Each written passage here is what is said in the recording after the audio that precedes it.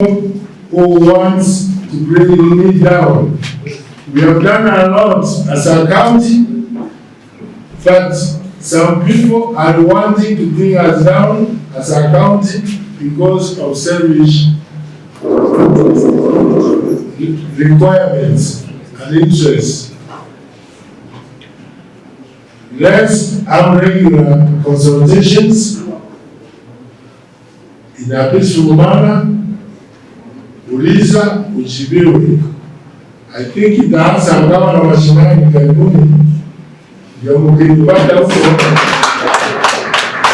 I belong to every ward so that we solve unique problems on the ground and we'll be able to share with enough time. It's not the last 2 years. Enhancement from all social revenue. Because the share of the revenue, we get our 70% goes to salaries and the others go to operation. If we have been able in 2 years to increase revenue from 189 million to close to 400, then I'll ask you to be patient, because the better we move, the excess money we get will run the projects.